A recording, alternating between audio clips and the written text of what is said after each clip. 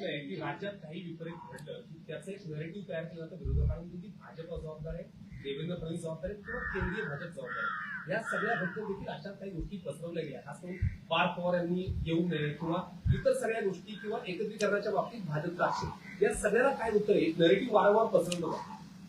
मी दोनच गोष्टी याच्यात सांगेन. खरं म्हणजे आता हे सगळं बोलायची वेळ नाही, पण दोनच गोष्टी सांगेन की समजा अजित पवार साहेब हे अशा प्रकारचं कुठल्याही एकत्रीकरणाची चर्चा जर करत होते तर ते कुठलीही चर्चा भाजपशी चर्चा केल्याशिवाय करतील का? त्यामुळे ते जर चर्चा करत असतील तर त्यांनी भाजपशी चर्चा केली असेल, ते करत नसतील तर वेगळी गोष्ट आहे. त्यामुळे मला असं वाटतं की पहिल्यांदा तर हे लक्षात घेतलं पाहिजे.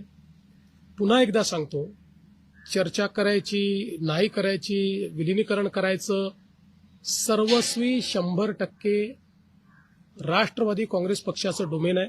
हा आमची अपेक्षा एवढी असेल, कुठलाही निर्णय घेण्याच्या आधी त्यांनी आमच्याशी चर्चा एकदा करावी आणि ते करतातच आणि ते पुढेही करतील. त्यामुळे याही संदर्भात दुसरं, समजा अजित पवार साहेब अशा प्रकारच्या चर्चा करत होते तर ती चर्चा ते एनडीएतनं बाहेर पडण्याकरता करत होते का? ते का सरकारमधनं बाहेर पडणार होते का? त्यांनी तर स्पष्टपणे सरकारमध्ये ते स्टेबल होते. त्यामुळे रोज काहीतरी कन्फ्युजन तयार करायचं आणि मग आपली इकोसिस्टीम वापरून ते कन्फ्युजन इको करायचं, ही पद्धती अयोग्य आहे, ही योग्य नाही आहे.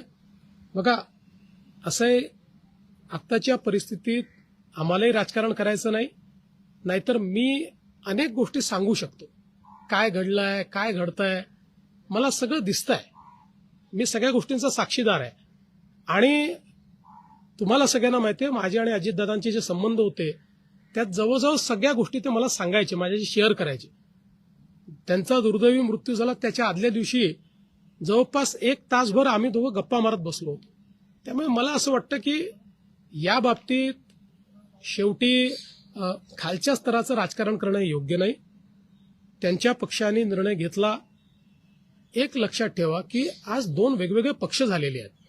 शरद पवार साहेबांचा पक्ष आहे, अजित पवार साहेबांचा पक्ष आहे. आता अजित पवार साहेबांच्या पक्षाने हा निर्णय घेतला की आमचं नेतृत्व हे सुनेत्राताईंनी करावं आणि त्यांनी हा निर्णय घेतला की सुनेत्राताईंनी नेतृत्व करण्याकरता शपथविधी करावा. त्यांनी सुनेत्राताईंना सांगितलं, सुनेत्राताईंनी त्या ठिकाणी तो शपथविधी केला. त्यामुळे हा निर्णय सर्वस्वी राष्ट्रवादी काँग्रेस पक्षाचा आहे. आमची पहिल्या दिवशीपासून एक भूमिका आहे की आमचे साथीदार कोण आहेत, तर राष्ट्रवादी काँग्रेस पक्ष, अजित पवार यांच्या नेतृत्वातला राष्ट्रवादी काँग्रेस पक्ष. त्यामुळे आमच्या साथीदारांनी जो निर्णय घेतला त्या निर्णयाच्या पाठीशी उभं राहणं ही आमची जबाबदारी आहे. ती जबाबदारी आम्ही कालही केली, आजही करू.